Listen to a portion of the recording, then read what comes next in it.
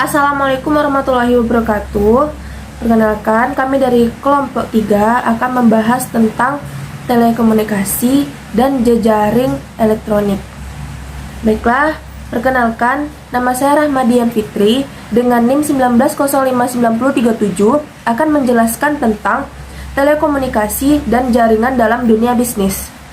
Pengertian dari telekomunikasi adalah pertukaran informasi dalam bentuk apapun yang terdapat berupa suara, data, teks, gambar, audio, dan video yang memulai jejaring berbasis komputer. Dan pengertian dari jejaring komputer adalah sebuah kumpulan komputer, printer yang tersambung pada internet yang mampu bekerja sama untuk mencapai tujuan, tergantung server bekerja dengan baik atau kapasitas yang ada pada routernya. Dalam sebuah perusahaan dibutuhkan suatu jaringan untuk menghubungkan antara komputer satu dengan komputer lainnya. Komponen utama dalam sebuah jaringan sederhana yaitu komputer klien, komputer server, NICs, media koneksi, sistem operasi jaringan, dan hub atau switch. Selanjutnya yaitu apakah jaringan komputer itu? Yang pertama ada sistem operasi jaringan. Adalah mengarahkan dan mengelola komunikasi pada jaringan dan mengkoordinasi sumber daya jaringan. Yang kedua ada komputer server terdeteksi, merupakan tempat NOS untuk semua aplikasi dan jaringan. Yang ketiga, komputer server jaringan adalah sebuah komputer dalam jaringan yang melakukan fungsi-fungsi jaringan yang penting untuk komputer klien seperti melayani permintaan halaman web, menyimpan data, dan menyimpan NOS. Yang keempat, hub adalah perangkat sederhana yang menghubungkan komponen jaringan, mengirimkan paket data pada semua perangkat yang terhubung lainnya. Yang kelima, switch adalah memiliki kemampuan lebih dari hub dan dapat menyaring serta meneruskan data ke tujuan tertentu LAN.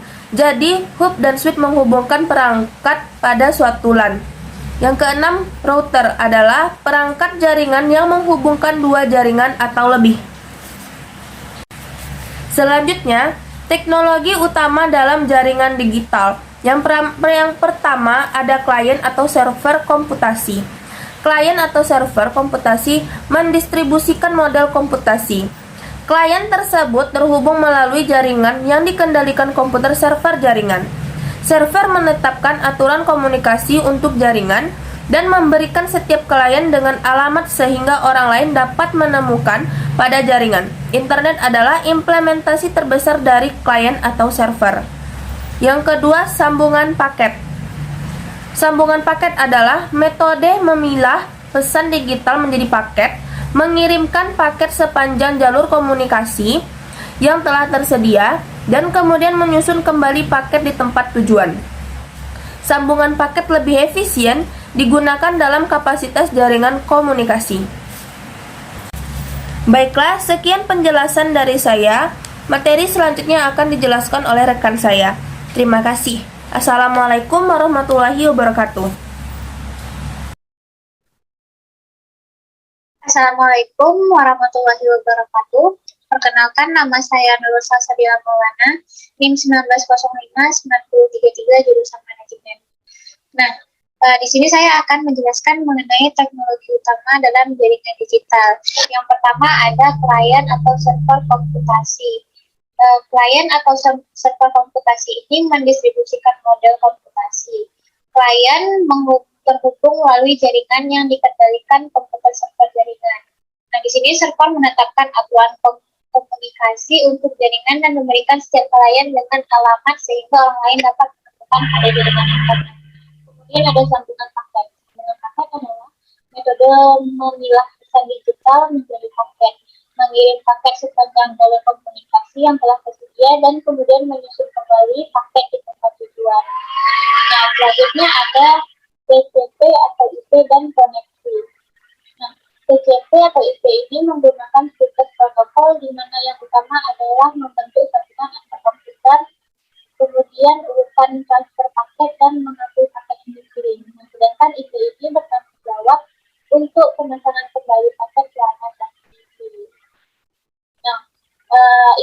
juga mengirimkan paket dan memasangkan kembali paket selama transmisi Departemen Pertahanan Model. Nah, kemudian selanjutnya ada jaringan komunikasi. Nah, jaringan komunikasi ini di sini ada sinyal digital versus analog. Nah, sinyal analog ini adalah sinyal yang diwakili oleh bentuk gelombang kontinu melalui suatu medium komunikasi dan telah digunakan untuk komunikasi suara. Sedangkan sinyal digital ini adalah bentuk gelombang linear yang berbeda dari gelombang kontinu. Selanjutnya adalah jenis jaringan. Yang pertama adalah local area network. Nah, local area network ini dibentuk untuk menghubungkan PC dan perangkat digital lainnya dalam radius setengah meter atau 500 meter, setengah mil atau 5 meter. Nah, selanjutnya adalah metropolitan dan wide area network. Nah, atau WAN ini atau wide area network ini merupakan jenis jaringan yang menjangkau daerah geografis yang besar seantero kawasan negara, benua atau seluruh dunia.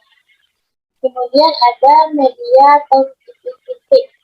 Nah, media transmisi ini terdiri dari kabel ulir. Nah, kabel ulir ini terdiri atas sepasang kabel tembaga yang dikirim dan merupakan jenis medium transmisi yang sudah rusak. Nah, kemudian ada kabel koaksial. Kabel ini merupakan kabel yang digunakan untuk TV yang berisi kabel tembaga tunggal, diisolasi secara rapat, dan dapat mentransmisi volume data yang lebih besar dari kabel urin. Nah, selain itu ada jaringan optik. Nah, jaringan optik ini terdiri atas serat optik dan jaringan optik. Nah, selanjutnya ada media perangkat transmisi nirkabel. Terdiri dari gelombang mikro, serat komunikasi. Nah, gelombang mikro ini mentransmisikan sinyal radio berfrekuensi tinggi melalui atmosfer dan digunakan secara luas untuk komunikasi bervolume tinggi. Kemudian ada satelit komunikasi. Di sini satelit komunikasi ini sinyal gelombang mikro yang mentransmisikan stadion bumi. Kemudian ada kecepatan transmisi. Nah, kecepatan transmisi ini sendiri adalah perbedaan antara frekuensi tinggi dan rendah yang terdapat dalam suatu saluran tunggal. Jarak dari frekuensi dapat dilayani dalam saluran komunikasi tertentu. Selanjutnya ada yang dapat saya sampaikan.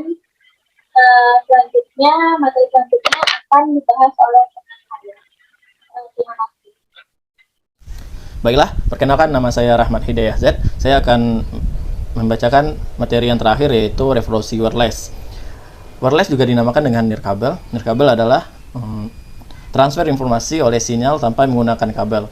Umumnya, telekomunikasi nirkabel menggunakan sarana gelombang elektromagnetik, misalnya laser, cahaya, frekuensi radio, dan lain-lain. Atau gelombang suara untuk mentransfer informasi tanpa menggunakan kabel. Perangkat nirkabel diantaranya adalah, yang pertama ada PC, personal komputer. Komputer adalah alat yang dipakai untuk mengolah data menurut prosedur yang telah dirumuskan. Kata komputer semula dipergunakan untuk menggambarkan orang yang pekerjaannya melakukan perhitungan aritmatika tanpa menggunakan alat bantu. Pengolahan informasi hampir eksklusif berhubungan dengan masalah aritmatika. Tetapi komputer modern dipakai untuk banyak tugas yang tidak berhubungan dengan matematika. Yang kedua ada telepon seluler. Telepon seluler atau dikenal dengan handphone adalah perangkat telekomunikasi elektronik yang mempunyai kemampuan dasar yang sama dengan telepon konvensional, namun dapat dibawa kemana-mana dan tidak perlu disambungkan dengan jaringan telepon menggunakan kabel. Yang ketiga ada personal digital assessment. yang dapat diartikan pembantu digital pribadi, adalah sebuah alat elektronik yang berbasis komputer dan berbentuk kecil serta dapat dibawa kemana-mana.